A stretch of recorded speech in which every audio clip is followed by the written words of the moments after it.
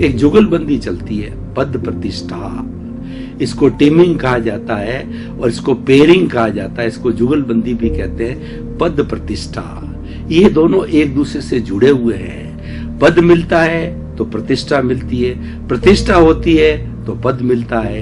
ये एक दूसरे से पूरक है, एक दूसरे के कॉम्प्लीमेंट्री है, एक सिक्के के दो पहलू है। तो हम उस प्रतिष्ठा की बात करते हैं। हर व्यक्ति जो समझदार होता है, चिंतक होता है, अपने जीवन में प्रतिष्ठा चाहता है। प्रतिष्ठा प्राप्त करके वो इस विश्व का नंबर 1 व्यक्ति बनना चाहता है। हर एक में ये इच्छा होती है, पर प्रश्न ये है कि हर व्यक्ति उस गंतव्य को प्राप्त नहीं कर सकता है, क्योंकि उसके पास के अंदर दिशा नहीं है, उसके पास में दृष्टि नहीं है। वो दृष्टि हम आपको देना चाहते हैं कि ऐसे कौन से गुण हैं, ऐसे कौन से घटक है, ऐसे कौन से सूत्र है जिसको कि, और ऐसे कौन से टिप्स है जिसको कि हम लेकर के अपने जीवन के अंदर प्रतिष्ठा को प्राप्त कर सकते हैं। मनुष्य एक सामाजिक प्राणी है, वो समाज में रहता, समाज के बिना व्यक्ति जी नहीं सकता।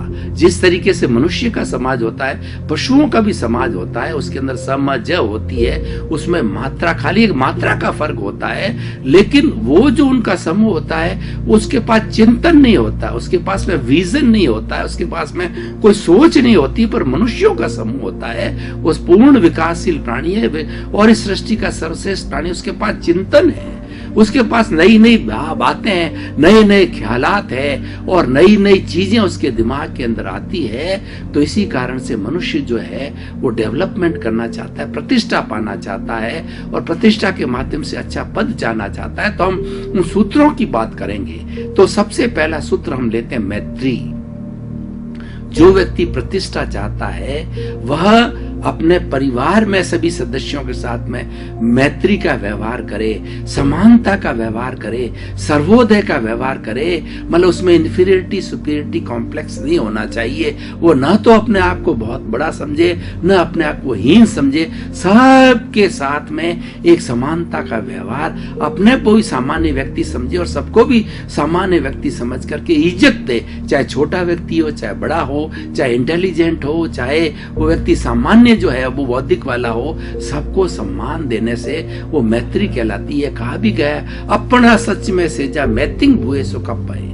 स्वयं सत्य खोजो, सबके साथ मैत्री करो। यदि आप स्वयं सत्य खोजना चाहते हैं, यदि आप मंजिल को प्राप्त करना चाहते हैं, गंतव्य को प्राप्त करना चाहते हैं, अपने लक्ष्य को प्राप्त करना चाहते हैं, तो आपको सबके साथ मैत्री करनी पड़ेगी। मानव मात्र नहीं, 84 लाख जीवा योनि के चराचर जगत के संपूर्ण सभी प्राणी, सबको आप जो लिविंग बीइंग्स है, जो लिविंग क्रिएचर्स है, उनको आत्मवत समझना होगा और समझना चाहिए कि मेरे जैसा उनके अंदर प्राण है और जो चीज मुझे बुरी लगती है उन सबको बुरी लगती है। मुझे इंसल्ट जो अच्छी नहीं लगती तो और किसी को इंसल्ट अच्छी नहीं लगेगी। तो ऐसा मैत्री का भाव रखने वाला व्यक्ति जो है प्रतिष्ठा को प्राप्त करता है, वो सबका गार्जियन बन जाता है, वो सबको प्रिय हो जाता है, सबको अनुकरणीय, स्तुति और वंदनीय बन जाता है। मैत्री, प्रमोद, देखिए बहुत बड़ी भावना है। प्रमोद भावना रखने से हमारी नेगेटिविटी खत्म होती है, पॉजिटिविटी बढ़ती है और जिस व्यक्ति के अंदर नेगेटिव भाव समाप्त होते हैं वो ईश्वर का रूप होता है। प्रमोद भावना क्या होती है? हम स्वयं के तो अवगुणों को देखें और दूसरे के गुणों को देखें, ये प्रमोद भावना होती है। और कबीरदास जी ने कितना सुंदर कहा कि जो है वो बुरा जो देखन में चला, बुरा न मिलिया कोई,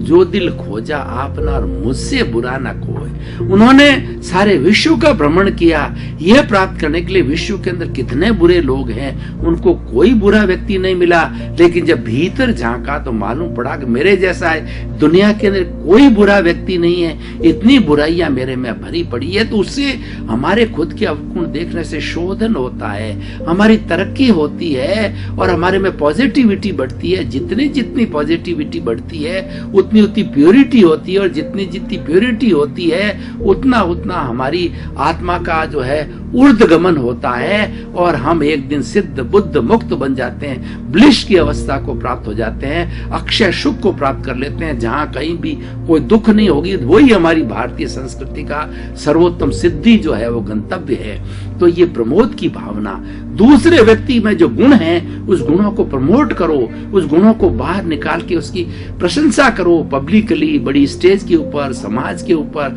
लिख करके, बोल करके। जब हम उसके गुणों को स्वीकार करेंगे और गुणों की जो है हम बार बार जो उसका व्याख्यान करेंगे, तो गुणों का जो है व्याख्यान करने से वो गुण हमारे भीतर आएंगे। जैसे भगवान के गुणों का, हम भगवान की मूर्ति के सामने खड़े रह करके क्या मांगते हैं, हे भगवान आपके अंदर जो गुण हैं वो सब गुण मेरे में आ जावे और अवगुण हट जावे।